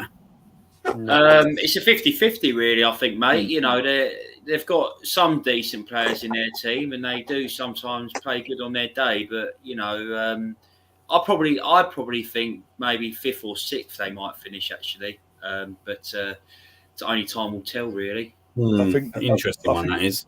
Sorry, I think the telling game, because obviously we played for them and they went all that, they got the result. But I think the important game coming up is the Liverpool game coming up. Yeah. They can get a result there, if not win comfortably. That might give them confidence to push on this season. If they lose, they could have a very similar season like they did last year. It's that toss of a coin. Yeah, definitely. I think it's a definitely interesting one. I'm going for them to sneak for top 4. Yeah. Agreed. Yeah. We're gonna hit the elephant in the room. This man, Eddie Nketiah. It's been an interesting summer, to say at the very least. Being Arsenal fans ourselves, obviously, a lot of an emotion over what's going on with Eddie.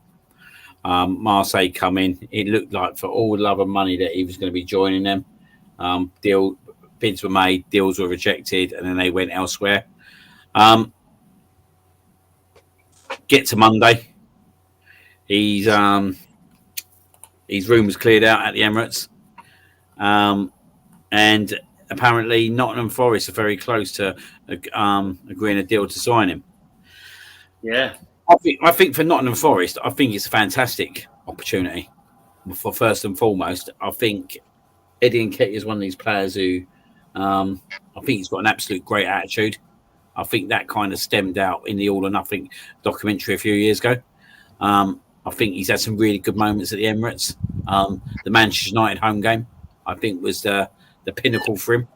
when he scored that last-minute winner. But he just obviously wasn't that man to be able to take that shirt and obviously flourish with it on a full-time basis. So in terms of that, guys, what's your thoughts in terms of him going to Nottingham Forest? And are you in agreement with me that I think actually Nottingham Forest I'll get a player who has got the capability to kind of take the next step with them? So I'm going to go with you, Georgie, first on this one, because I know you upset his auntie before, so you just better hope she's not watching at this moment of time. I'll wait till she's subscribed first. I just think ultimately all round is probably the best deal. If the numbers are true, us getting 30-odd million for Eddie Nketiah, I think Edu deserves his flowers personally.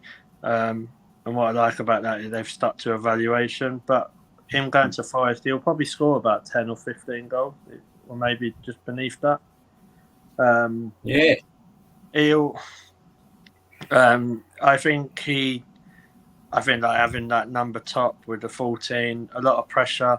He was young, centre forward. A lot of pressure was put onto Nketiah. He just, for me, he's not good enough to lead the line for a team going to win the title. That doesn't mean I think he's the worst striker in the world, because I don't. But I think that when you look at, say, lower mid-table teams, that's where his level is for me. But I wish him luck in the future. If he needs help, he can borrow my Freedom Pass to get the train up to Nottingham. It's fine. Going over to you, Mark, on Eddie Nketiah. Good move for you? Yeah, I think so. It's at, I suppose, Eddie's level where I think he has an opportunity to flourish. He'll play pretty much week in, week out, whereas with us, he was never going to play week in, week out, as George mentioned.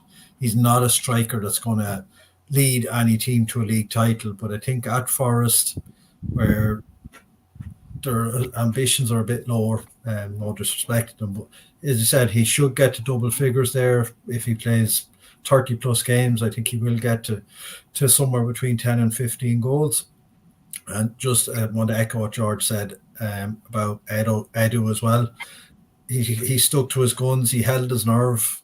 There was a lot of talk on Twitter in particular when we were turning down Marseille's bid, or why don't we just accept it and get him gone?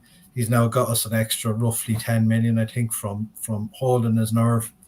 I think some of our fan base are quite weird when it comes to transfers though. So when it comes to selling a player, it's like accept any bid that comes in. When it comes to buying a player, it's like, just pay whatever the other club wants. So we're kind of dynamic. But yeah, just to echo George, I think what Edu's pulled off here is something worth noting, and something that gives us more power going forward in terms of our dealings with other clubs, that we won't just roll over and take whatever's on offer. Some really good nice comments about Eddie here. Ian saying Eddie deserves all the credit in the world when he goes, never complained, always tried his best. Hope he goes and smashes it at Forest. Obviously, Russ saying Eddie at his age needs to play regular football. I wish him nothing but the best and hope he fulfills his potential. And Chris has just come now, and he just said he goes through spells where he scores. He scores, and that alone will save Forest. So I do think it's a good move for him. In terms of both George and Ryan, any additional you want to kind of comment on that? Well, yeah, I think it's a good move for Eddie. You know, like everyone was saying, he does try his best when he does come on the pitch. I think when I've seen him play for us, for me, I feel we don't always make the grade at times. We've often all said that, I think. And I think the deal for him going to Forest is a good move. He's staying in the Premier League. I think Forest is a good club for him to go to try and help him grow a bit more as a player, probably. He just needs a bit more maturity about him, probably. But I wish him well in his future endeavour. Brilliant. And Ryan? Yeah, I think overall, I think it's a good deal for everyone all around. We get the valuation we see him at, and I think that's the main thing from an Arsenal point of view, is that we always get criticised for not being good with selling our players and all that. We've just made pure profit on two of our academy players, or three. We count Charlie Patino as well. I know it's a 1 mil plus add-ons, whatever. It comes out of low Deportivo La Coruña. But just with Smith Rowe this summer and Eddie, we've made just shy of 70 mil in pure profit that goes straight back into the club. So we're starting to go in the right direction. It's a credit to Edu and the club itself that they actually are sticking to their gun, because obviously prior to Edu and the current setup, years ago we maybe made a couple of bent the knee on, we're desperate, we want this play at the door. We'll take what we can get, basically. We just went no, bang. And I think in terms of him, I think it's a perfect club. In terms of Premier League wise, I think it's a perfect club to go to, because you've got your Chris Wood there who's going to be retiring soon. So you've got a position where there's a striker there that's not going to be there long term. You've got long term longevity if you kick on and do well. There isn't going to be that pressure on him like it is at Arsenal. So week out, score and perform and all that.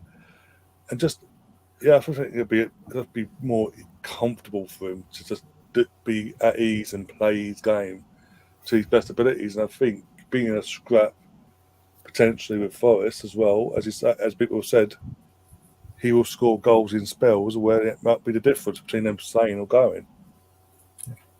So, and good luck, as I say, as everyone else said, just good luck to him, and hopefully has a good career elsewhere, basically. And hopefully with that, he gets himself in the England squad under the new management as our future striker, actually.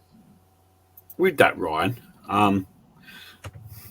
last night, just got myself into bed, laying down as you do, chucked the old Twitter on. Yeah, it weren't free. This time was about 10:30. And then look in the group, and this guy starts popping up out of the woodwork. Lookman. Yeah. Yay.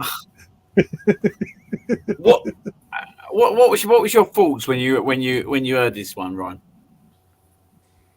Automatically, because based on the Premier League, he's put time in Premier League both times.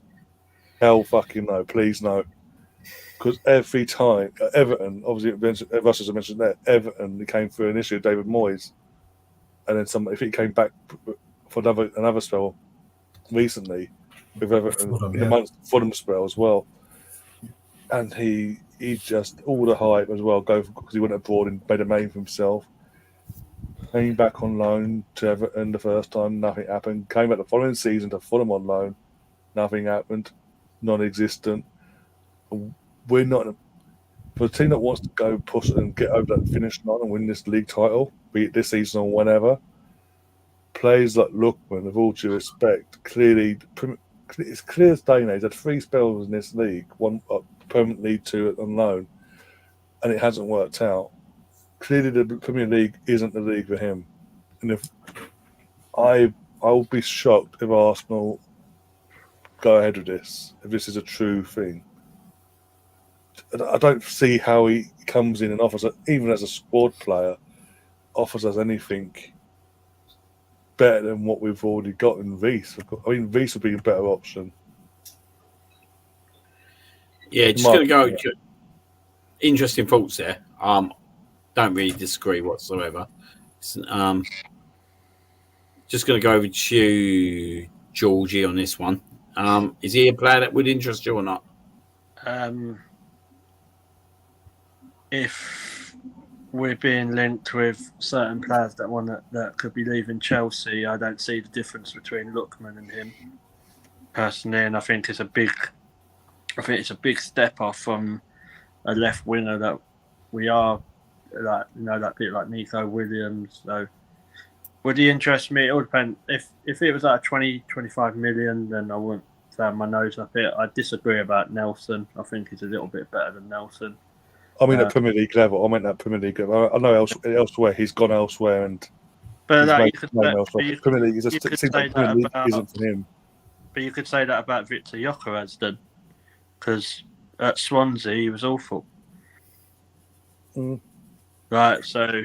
But I'm not waving that flag personally, but yeah. No, but you get what I mean, like. Yeah, I get what you're saying. Yeah. I don't think Lookman is the winner we need to go and win us the league. Like, nowhere near it. But and I know he lives a lot of hype off his hat trick in the Europa League. That's what he's living. But then, like you say, so Nelson's hype at the minute is the Bournemouth goal. So I don't know. You're not getting 30 million for either of them. So you might do. Hey, Liam. So well, I think it was one that I raised the other night, which obviously had an interesting debate, shall I say, in terms of with Arsenal. In my belief, they probably need a striker. Yeah.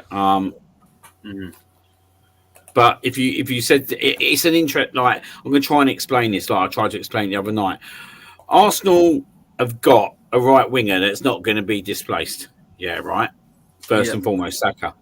We've got a striker up front who's delivering us performances at the moment, but I probably could see him better playing off a striker, and for us to go to the next level, we'd need a striker.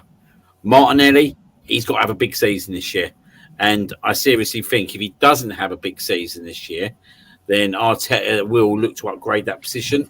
Now, when I look at the two positions that I think he could go for, he could go for a left winger if he wanted to upgrade the team. He could go for a centre forward if he wanted to upgrade the team. But it's interesting that we're all sitting there going, well, he needs a right winger, because we can't consistently expect Saka to play every game of the season again. And it's obvious already that Nelson's had his moments, but Arteta hasn't trusted him thoroughly over the last 2 years. So nothing's going to change there now. So in my opinion, Reiss Nelson needs to leave. But it still doesn't displace this situation. Yeah, I'd rather have a striker to go up front. Yeah, I'd rather have if we was looking at the winger, the left winger is going to profile us into a better team if we go and upgrade on it, because we're not going to upgrade the right wing, because we're not going to find someone better than Saka. But we need someone who's going to be able to play out on the right, because what happens if Saka gets injured? Yeah, exactly what I think as well, Liam, to be fair. I think it was a big criticism, of Arteta last season, that he was probably overplaying Saka a bit too much, and Saka was getting tired. And we need to sometimes rest him. We need to have another option as well. And I think the left wing is definitely an area of improvement, because I saw Martinelli in the game against Wolves, and I don't think he had his best day. In all honesty, he kept getting easily dispossessed, and he probably needs to prove that he's worth for that left wing position a bit more, I think. But I think we need to look at another option for the left wing. Yeah, I agree with that as well. What my argument, what I keep having with people is they're saying we need someone to help Saka out. I agree with that. But then you see players that we get linked with, like Michael Elise and top players like that. Wake up, guys. Like, how many people who are top players playing week in, week out are going to sit on the bench because Bukayo Saka's not getting dropped? No. And that's the problem, isn't it? That's the problem with the right wing role, and that's been the problem with the right wing role for the last 2 seasons. Is trying to, ideally, we would have someone come through the youth system that was, do you know what I mean? There's going to be like the next big thing who could come in for him, but we're not going to get that. You'd be very lucky to get something like that, but it is something that has been a problem. Now, he has tried. He did put Martinelli out on the right when Trossard come on, and he took Saka off. So maybe potentially the right winger is out the window. But then my argument is, well, if Martinelli's a left winger and we're serious about him playing on the left, we shouldn't be moving Martinelli out on the right when Saka comes off. Do you know what I mean? It should be that potentially that we I don't agree with that. I think if Martinelli's that good and can play on the left wing, he needs to stay on the left wing. Yeah, no, I agree. He should be playing there, not like moving it. Like, I know we've said like Jesus can play on the right as well, maybe, but I just think Saka's not getting dropped at all. So what position in that front three is up for grabs? And they might be harsh. I said this on Brooksy's show. Martinelli's place is up for grabs because for me, it's a big season for him. So if you're seeing. You wouldn't. I don't see us playing like Saka in a different position because we know that he plays on that right wing. Arteta's not Southgate. You know what I mean? Very, very true, mate. Very, very true. Just want to go to Gav a minute. No, he's not even offering us Sterling on loan. He wants us to go and buy Sterling. No, you're good, mate. In the Bureau de Change, mate. At least try and tempt me into something. I'd rather take that. I'd rather take Makawaki or whatever his name is. Yeah. No, the only place we're buying Sterling is possibly from the Bureau de Change. That's about it. Like. Or the cigarettes. Yeah. But, sorry, Ryan, go on.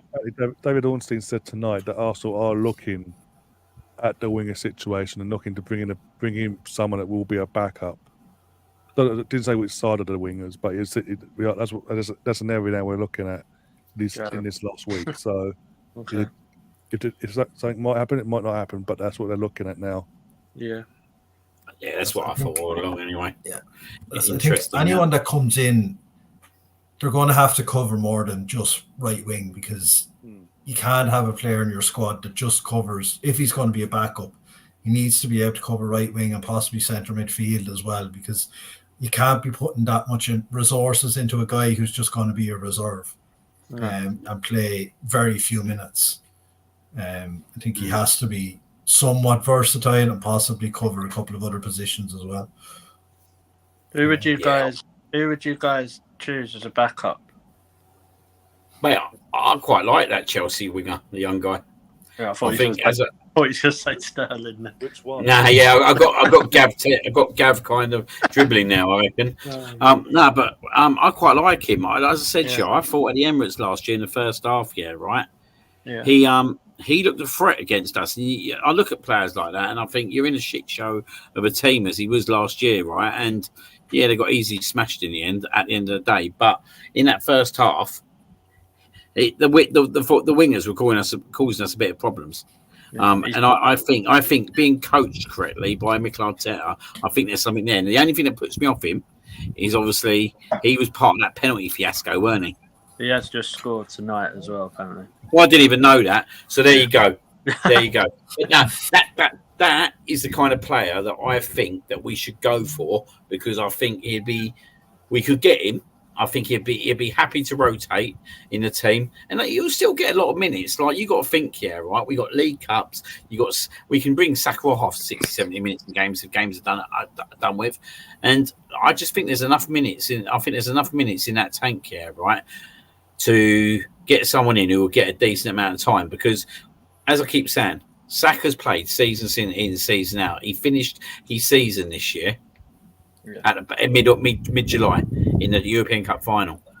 He went through a lot. He's going to need to be kind of managed correctly this year. We can't just expect to play him every single game in every single tournament. Do you know what I mean? It can't happen this year. We need to manage it correctly, and I think that's the reason why we'll go for that position. But if you said to me right now, if I wanted to seriously upgrade the team, I'd probably say it's a toss-up left wing and up front, but I just think we need the power. I think we need a striker. I think if we got the striker, you get the very best out of Havertz still. Yeah. You know, going back to the winger thing, I think if he was on offer, I'd say Jared Bowen would be good for being on. Whether he'll come to Arsenal, no, is another question. But I think that's the problem, though, mate. At his age, he needs to play, don't he? Yeah. God, it's good. Could you imagine West Ham? Like, we took Declan and then we took Jared. Oh, I'll be more concerned with Danny Dyer. Yeah, exactly. He wouldn't be too happy, would he? Gab's just saying he came on sub and he scored straight away today. Luca, good evening, mate. How are you? He's saying he would take a look at Lookman. So some good debate there. Whilst we're at Arsenal, I was going to finish for Arsenal, but I'll finish with that. Whilst we're here, we might as well go through the last couple and finish the show on the last few players that I've got. But obviously, the news today is obviously broke through, which is, let's be honest, totally expected. Mikel Mourinho. Finally, it looks like a deal's in place and he'll join the Arsenal. Obviously, for me, as I said before, we need another centre midfielder. I think he'll offer us great flexibility. He'll now potentially give us the situation where we can kind of protect players. I think Declan Rice is another one who's going to need to be kind of managed correctly throughout the season, even though he is a workhorse. I think Thomas Partey, obviously, yet again, he will need to be kind of managed correctly. And I just think this signing offers us so much flexibility in midfield. And it might not be the most exciting signing, but I think it's probably one of the most vital signings. Mikel Mourinho. I don't think I said that, but I'd have to go back. But I'm going to go over to you first on this one, George. Sherwood. What's your thoughts on this signing? I think a very positive signing for us. I think he would definitely put a lot of strength in our midfield. He's been very good for Real Sociedad, and I think it's definitely a signing that we want to take on. Going over to you, Mark. Yeah, similar feelings to George. I think it's an important signing. As you said as well, Liam, it gives us an opportunity to take guys like Rice out of firing line. We know Partey is going to spend time out injured because he has every other season he's been here. So it gives us more options and more flexibility around the middle of the park, which is going to be very, very important as the season goes on. I think he had a good working relationship with Odegaard when they were both at City or at Sociedad. So that should help too in terms of him settling in. So, yeah, all in all, a very positive signing and very impressed with him during the Euros and the minutes he did get for Spain. So, I think all in all, a positive signing. Yeah, definitely. Brenny saying, evening, gents, we do need a striker and a winger. No backups. Want to see like for like in every position, make competition more places stronger. Some good points raised there. Ian saying, very excited about Merino. He gives us a lot of options with our midfield options. Very excited by it. BX Gunners saying Arsenal have landed a fantastic signing. Gav saying, whose place will he take in the starting 11, do you think? I think it's an interesting one, isn't it? And I'm going to go with you on this one, Ryan. Because as I said, I think this is more of a flexible signing, isn't it? In terms of we'll play different teams with different kind of capabilities. And I think some games, potentially we could see Declan Rice even go back into a number 6 role, couldn't we? Yeah. I think this season's going to be the season where we bed him in, get him used to the system, used to the used to the league, and slowly build a partnership, the long-term partnership between him and Declan. But because obviously Jorginho and Partey are still here, it'll be, as I say, more rotational, ease him in, phase him in, and I think it's going to be more of a Declan will long-term be our number 6, and he'll be playing the left 8 in the pivot. And what's your thoughts, Georgie, on it? Same as Ryan. I don't. Let's be honest. We can't trust Thomas Partey to stay fit for a whole season, can we? So I think you'll probably see like Rice and Merino, like playing as that midfield 2 alongside Odegaard. Then like maybe they might do it that they play Rice and Partey in the big, like say like the Man City games, like Man City, Liverpool, like them sort of ones if he's fit. I think it's a good signing. I know he's 28, but like I suppose he's a bit more experienced. He might even help people like Gabriel Martinelli, like because when Xhaka was playing in that role, Martinelli kind of thrived under it, didn't he? So yeah, quite happy with that. And I still remember, I think I was talking to Mark about this in the pub when they asked Arteta about Mikel Merino, and they said, "Do you like Mikel?" And he said, "What do I like myself?" But yeah, good signing. Hopefully that we announce it before deadline day, because otherwise it will drag out. I don't want it to be like Arsenal signed someone on deadline day. No, we signed him about 6 months ago. No, because ideally we want to get him into the squad for the Brighton game, don't we? Really? Yeah, because he'll can come off the bench, can't he? Potentially, yeah. I don't think he'll start in any of the games until probably after Man City. Like, I don't know when the cup draw is, so but like you never know, he could start against Leicester or Southampton. Them games. Yeah, definitely. I think you're definitely right in terms of because obviously where we fought with the Man City and Spurs game, I think obviously him coming in, I think there'd be an embedded period. Obviously Brenny, San Marino, coming in is a great addition rotation in midfield. Totally agree. Just hold up Rosie on that one with Trippier. We will go into that one, but yeah, he's looking to go to Everton, so that's an interesting one. Couldn't start for Newcastle, but started nearly every game for England. Makes sense of that. Anyway. Don't want to get on to make sense of that, and he's not here. Exactly. The last one I'm going to bring up with Arsenal. Before I actually bring this one up, just going to go into obviously Charlie Patino. Obviously today he looks like he's going to Deportivo, a £1 million deal. You'd like to think that obviously there's going to be a massive sell-on fee on that one, and that will be money made probably in years to come. And I'm not going to do a round robin on this, guys, because obviously we're getting late now. But I'm going to go through this one on Mark. I was looking down like all the players that we've kind of obviously offloaded this season. And when you start looking at how many players we've offloaded, we have cleared out so many. So if I run a list with you at the moment, just up the high profile names or the higher profile names, Cole Hines gone out on loan. Emil Smith, obviously, as we know, went for 34 million. Mika Birif went to Sturmgrass for 4 million. Obviously, we was hearing how much of a potential player he was at the time. Crozier Dubra, as we know, went to Brighton on a free. Walls Walters went to Luton on a free. Obviously, we lost players like Taylor Hart and Henry Francis. Cedric Shaw's left. El Neni left. Tavares left. Lokonga left. Obviously, Obi Martin was kind of released, but we know the reasons, factors behind that. Brooke Norton Cuffey's gone to Genoa 3.5 million.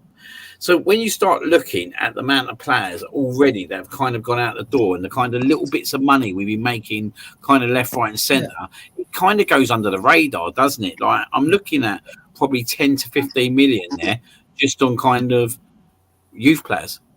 Yeah. That have come from the system. That's, exactly. And you're not accounting for saved wages there as well, which probably doubles that nearly.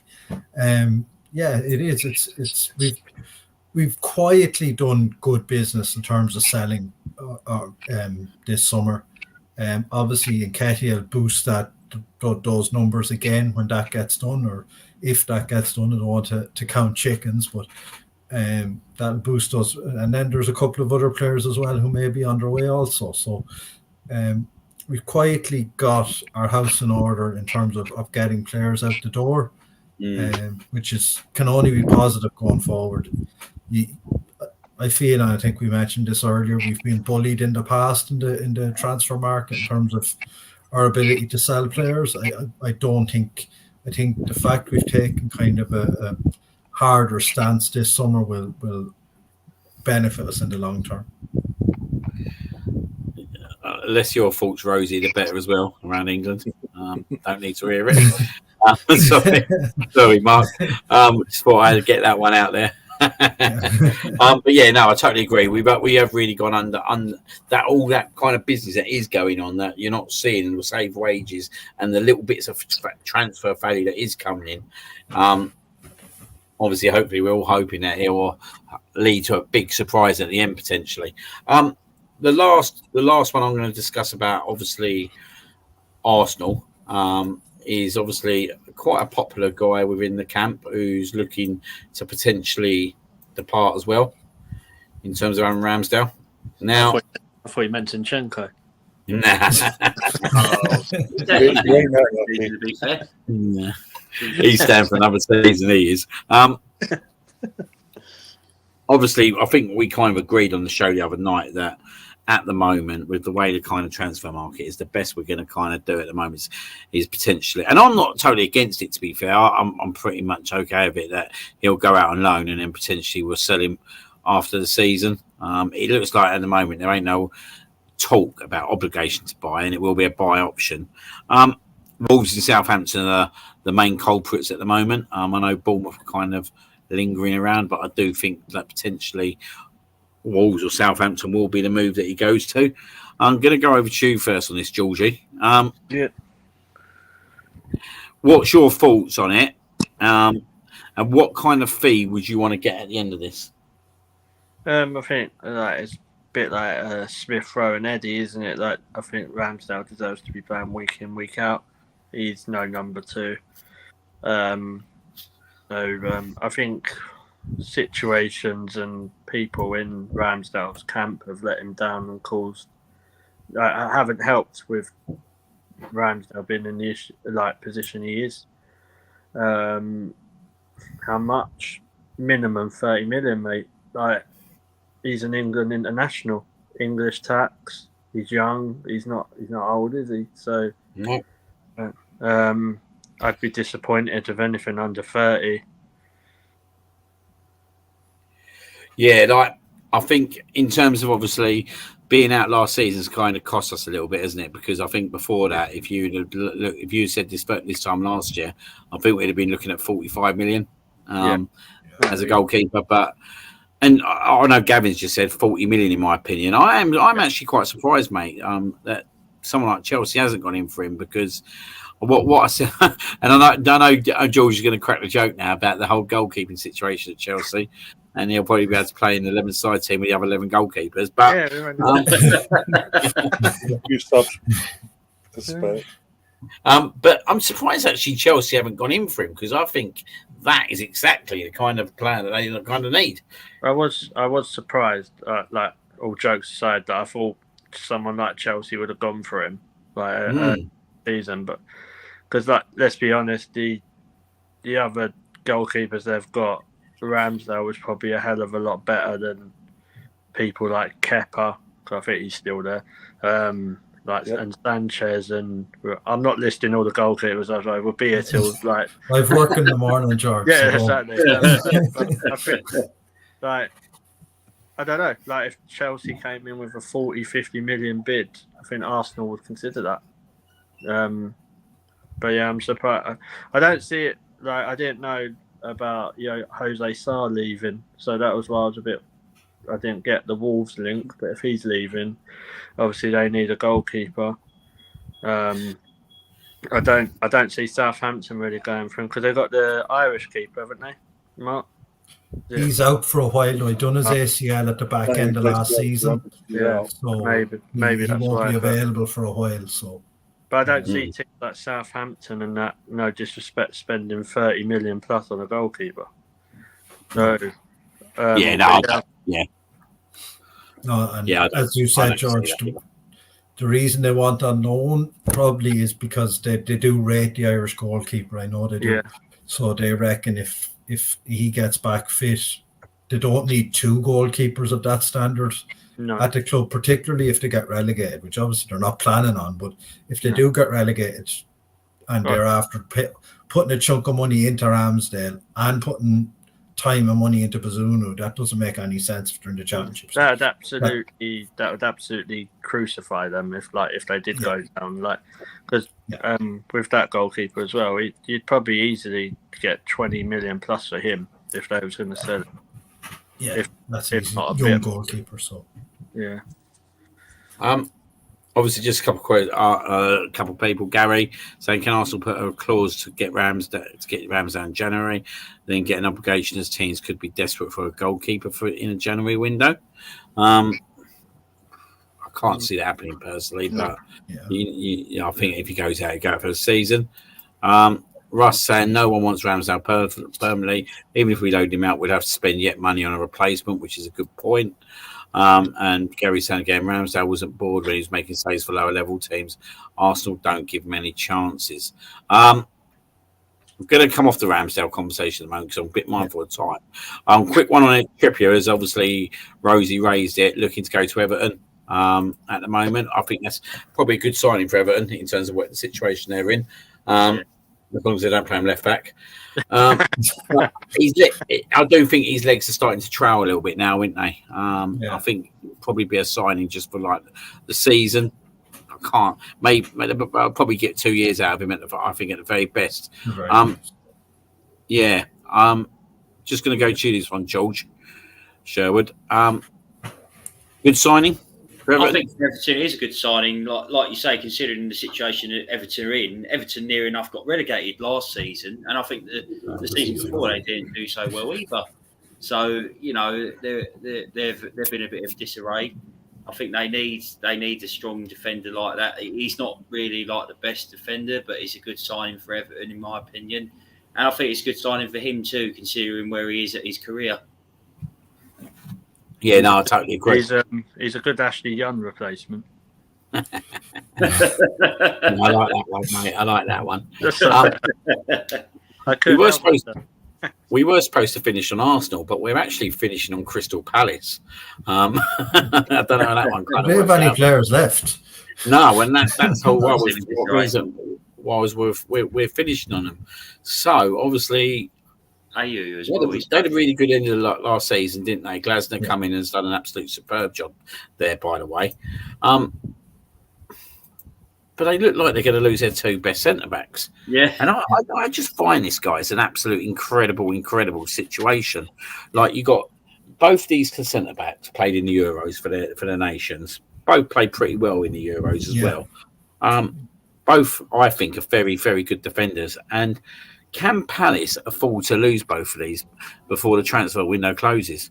I know they're looking at one guy, but this is seriously like 90 million that's potentially going to come into the club. 90 to 100 million. Is that? I'm going to go to you first on this, Mark. Is this good business or is this bad business? Because it looks good business in terms of the money they get in. Yeah, and when you look at it, obviously they sold Elise for a good bit of money way back before the Euros to Bayern Munich. To me, I'd consider letting one of them go. To let both of them go so late in the window, to me, is very, very odd. You're leaving yourself a very little time to replace them. And as you said, Liam, two very, very good performers for Palace over the last couple of seasons. And Gay after Euros, Gay, he was always going to come in for extra attention. He had a very good tournament for England. So that's why I would have been desperate to hold on to Anderson if I couldn't keep Gahey. But to sell both of them seems strange. Like, they're selling their two best centre halves, having already sold their best attacker. Just seems odd. Money doesn't put points on the board either, so whether they'll reinvest it all, I don't know. If there's money issues at Palace that they have to get this money in and get it in quickly, I don't know that. But yeah, it just seems strange to let both your centre halves go in the last week of the transfer window. See, I have a lot of friends, and I don't believe they are in money problems. That's what the funniest thing about it. Like, if this was at the start of the window, I could see it, I could understand it. Yeah. But where it's at the back end, where's the back end of the window, and you're taking your two top centre backs out and potentially going. And Gav's saying basically that he thinks, obviously, Anderson going to Fulham. He's basically a mug in so many words, and saying that he believes Palace is a big club. I think it's an interesting one, Palace, for the minute. I do think it's an interesting one, but I just can't get my head around that they're going to lose two centre backs in the last week of the window, and how they're going to kind of merge a new centre back partnership from that. So I do find it quite fascinating at the moment and intrigued in terms of how that one kind of ends up. The only thing. Super Rob Holding, mate. Super Rob Holding. Yeah, got ex-Gooner there. He'll do the job. But I just think it's going to be an interesting situation. Now, I still think, that this Guahi deal is nowhere near done as where everyone thinks it is. I wonder if Parish is kind of playing the game with it a little bit. I still think Eze will go, mate. Well, you beat me to the next one. Yeah. So that was the other one I was going to kind of mention to you guys. Is obviously Eze yet again. He obviously went to the Euros with England, and was probably a little bit of a bit part player, but was coming on in games. To be fair to him, at crucial moments. Another fantastic talent. Now we've already spoke about them losing their two centre backs, and they've lost Michael Elise, who I think is an incredible talent. Yeah. But to lose this guy as well would be absolutely detrimental. When it's a riot at Selhurst Park if they let all four of them go in the one window. Surely. Pretty much. They're basically ripping the heart out of the team if they sell all four of them in the one. They might end up being destined for relegation. They might as well just sell Mateta, round it up. Yeah. I don't personally, like, this is my opinion on this one. I don't see Eze going anywhere. I think if it was going to be, I think there's not enough talk of it. I don't think he's going to go, and I believe there was something there was a clause fee that's been expired now where he could have gone 60 million. That's not the case now. I don't think he'll go. But if I was Eze and I'm looking around me and everyone else is going, I would be knocking on the door and asking what the hell's going on. Yeah. Because they're going to bring players in. Let's not get twisted about it. They are going to bring players in. But the problem is they're going to bring players in and they've got to build the team again.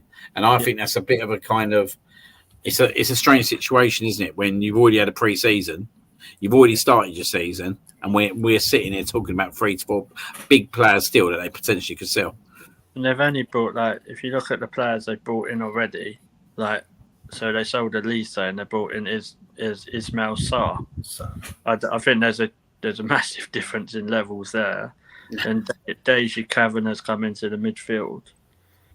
Right, but yeah, like defender wise, are they going to bring in someone who's going to be at the level of, say, Mark Gay and Anderson? Like the Anderson to Fulham, it's a bit weird. Don't make sense to me because I don't see them. If Palace kept a team together, I don't see them. I think they could be doing better than Fulham. So I found that one weird. The Gay to Newcastle, you can kind of sort of understand, but Dean Henderson must be scratching his head thinking, "Oh." He must be worried. He's got to be sitting there a little bit worried, isn't he? Just let you know. Sorry, guys. Just let you know, Rosie. I do like a lot of salt on my chips. So yeah, always I'm a very salty person, me. Just going back to you, Gav. We've actually discussed about Ivan Toney tonight. Just basically discussed how we think that his attitudes cost him a top 6 move, and no one wants him. Unless Chelsea go in for him. Now that would surprise me if that happened. Perfect fit for Chelsea. 70 million on an 8-year deal. That wouldn't surprise me if Ivan Toney ends up there at the end of the window. Is he someone you would take? But yeah, that's pretty much it. So obviously, just want to thank everyone tonight for obviously coming into the stream. Just to let you, obviously, everyone know, obviously, transfer deadline day is next week. So we will be having, obviously, El Smuggo and G show, which we will cover off the transfer window on that show as well. But we will be also having the transfer deadline day finale, which will start at 8:30 on Friday evening, where we'll count down the hours to go before the transfers go in. And hopefully it'll be a strong transfer window to end, because to be fair, the last few have been absolutely dreadful, haven't they? Yeah, dead ducks, nothing going on. Yeah. I think I've sat there trying to make up topics half the time. Last year we ended up talking about Lewis Hamilton going to Ferrari because there's nothing going on in the football. It was a bigger transfer that day, mate. That was, I'll tell you. Missed the days of Harry Redknapp wheeling down his window. That don't happen the last couple of weeks. Who was Adam Wingy rocking up at QPR? I'm playing for you now. I just want to obviously say, thank you to all the guys in the chat. Absolutely some superb kind of interaction in there and engagement. So thank you very much. And I was missing old Rosie's fiddy printer tonight. She could have kept me up to date with the Chelsea, so she's kind of retired on that level already. But hey ho. But yeah, Ryan, what you got coming up, mate, on the channel? We've got Saturday. You've got the watch along 5:30 kickoff. So Arsenal v Villa on that, and then obviously Sunday the girls play their last pre-season US game against Chelsea. So we'll cover that as well. Match of the day in between all that as well on Saturday night, like Saturday. And then obviously you'll got your show next Tuesday. Obviously El Smuggo and G to put your Arsenal show. Yeah, busy. Yep.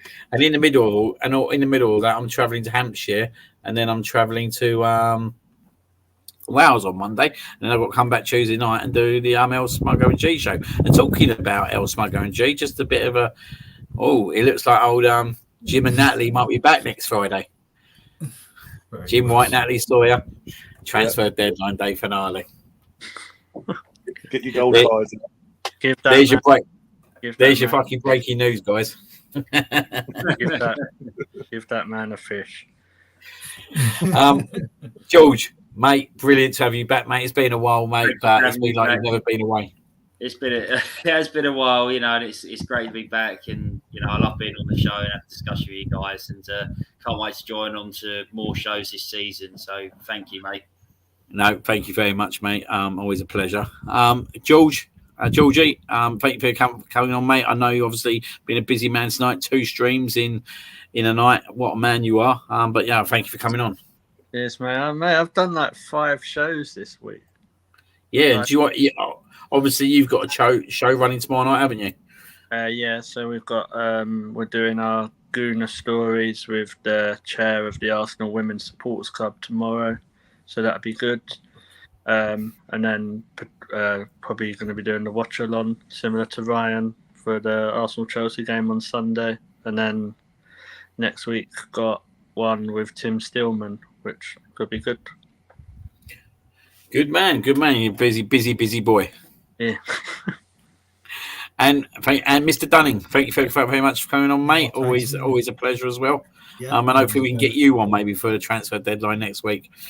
Hopefully, and as we said, hopefully we've more than F1 to talk about this time. Yeah, be cricket. Be cricket this time. To be fair though, mate, you got to travel to the Emirates next morning, so maybe not. Yeah, maybe not actually. Now that you mention it, it's an early start next Saturday for me, so Just go. Maybe not, Just go. yeah. What we could do is, if you go to the Emirates early, you could be our presenter there. Correspondent. yeah. He can't nick Jonesy's role. That's Jonesy.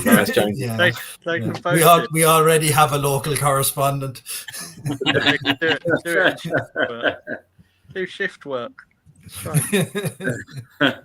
Here she is. She's back. BD Printer's back in business. I knew she won't gone forever. I'm going to leave the last words for old Gab as well. You should start a Chelsea show. Jesus, mate, I ain't got enough time in the day, mate. Gee. Mate, I'll be default spot within fucking hours of doing that show, mate. Mate, it'll take you 2 weeks to do the match day squad. But yeah, thank you guys. Obviously for myself, I'll be on the watch along with Ryan on Saturday, so looking forward to that. Aston Villa, I'm sure Gav will be lurking in the background, hoping for me to kind of kick off. Hopefully that won't be the case. And yep, as I said, the Gooner and G show will be back on Tuesday, and then we'll do the transfer finale show on Friday. Obviously, if you haven't subscribed to the channel. And yeah, have a good evening, everyone. Good night. Thank you, mate.